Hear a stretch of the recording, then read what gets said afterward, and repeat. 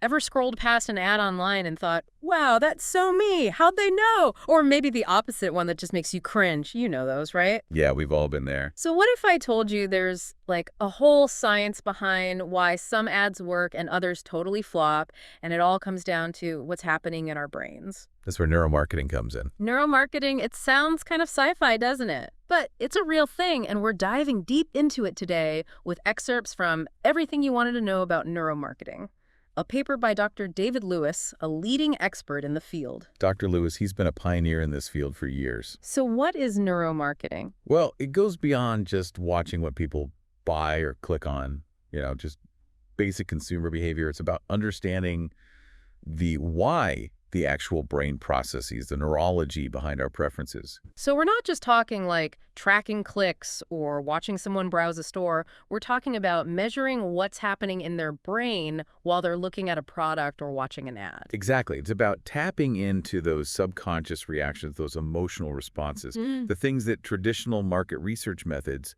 they often miss. Okay, so how do they actually do that? Are we talking about like strapping people into some kind of high-tech brain scanner? Well, there are a couple of ways to measure brain activity for neuromarketing. One you've probably heard of is fMRI, functional magnetic resonance imaging. Okay, fMRI, yeah, that rings a bell. Isn't that how they like figure out what parts of your brain are active when you're, say, looking at pictures of puppies or something? You're on the right track. It uses powerful magnets to create detailed images of brain activity.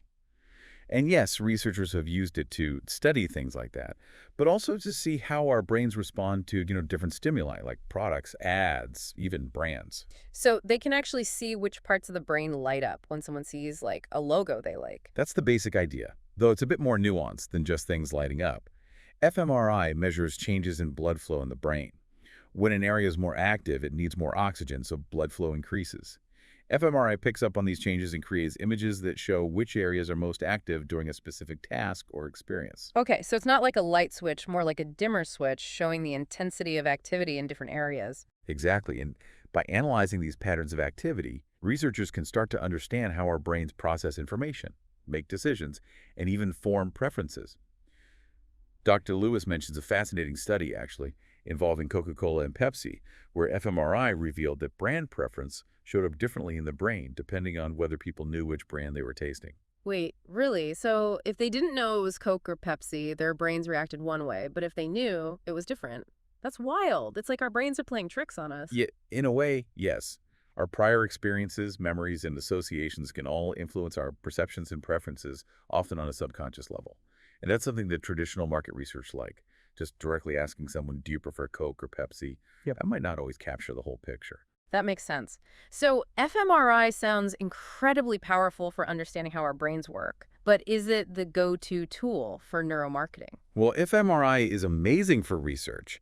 It does have some limitations when it comes to practical applications in marketing. Like what? Is it the price tag? Those machines can't be cheap. You're right, fMRI is quite expensive. Each scan can cost thousands of dollars, and that's just for one participant. Wow. This makes it cost prohibitive for many companies, especially smaller businesses, to utilize regularly for market research. Yeah, that makes sense. There must be another option then. You're thinking like a true neuromarketer already. And that's where our next brain scanning superstar comes in.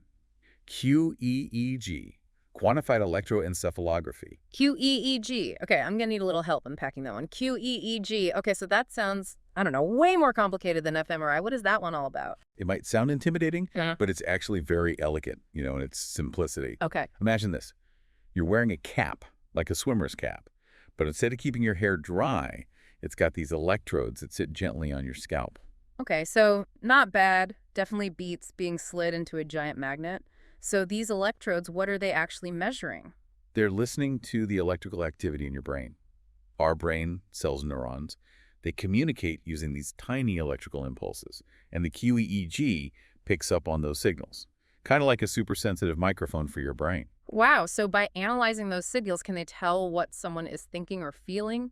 Not thoughts or feelings, in a literal sense, but patterns of brain activity that are associated with those different mental states. For example, you can have certain brainwave patterns that are linked to attention, engagement, maybe even stress or relaxation. Ah, okay. And QEEG can track these changes in real time, which is a huge advantage for, marketers. Yeah, I bet.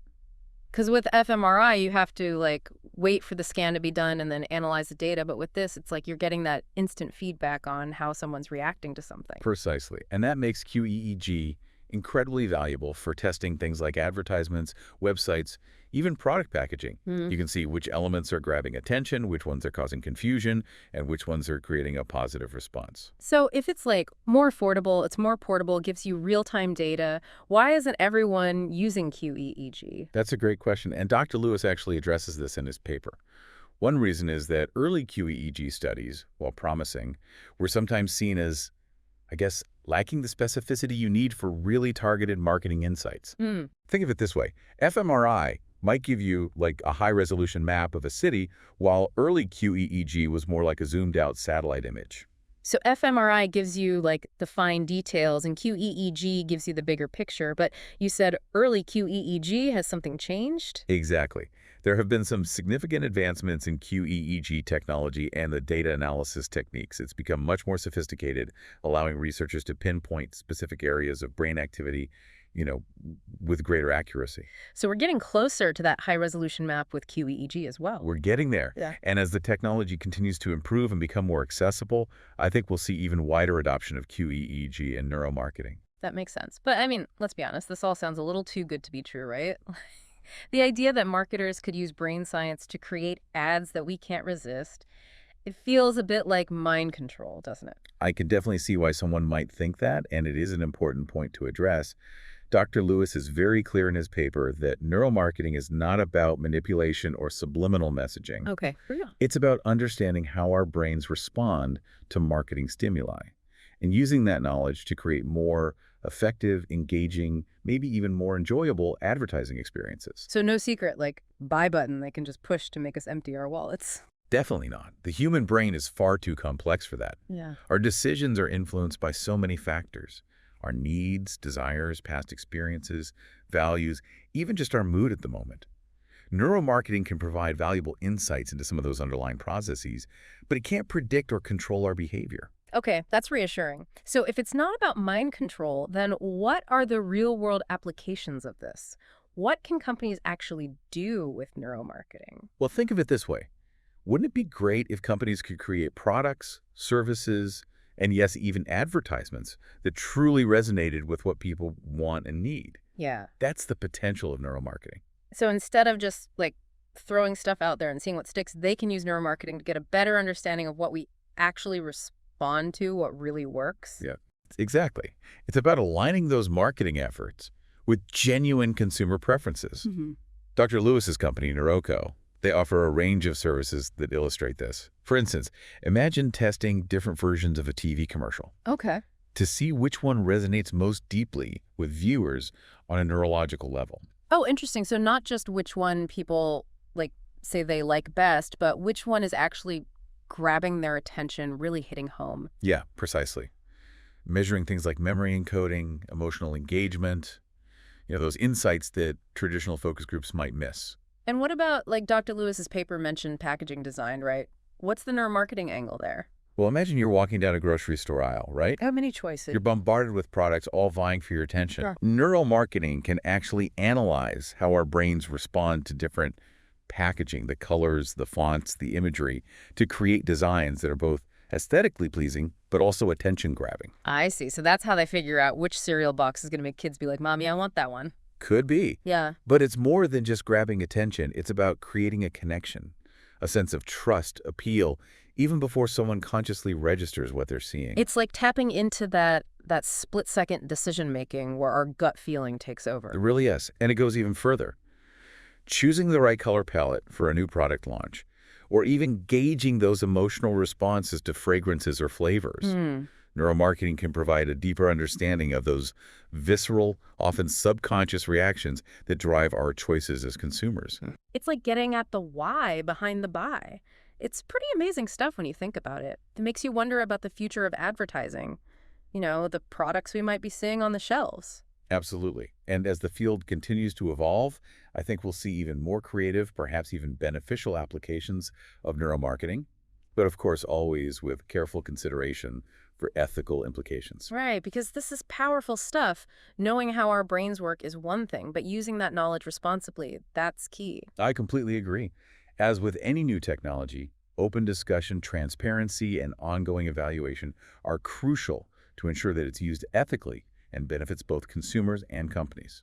That's a great point to end on. It seems like neuromarketing is still like in its early stages, but it has the potential to really change how we think about advertising and maybe even the decisions we make as consumers. Without a doubt, it's a fascinating field to watch. Well, you've definitely given us a lot to think about today. Who knew brainwaves could be so marketable? This has been a fascinating deep dive into the world of neuromarketing. Thanks for joining us, and until next time, remember, those ads may not be reading your mind, but they're getting pretty close.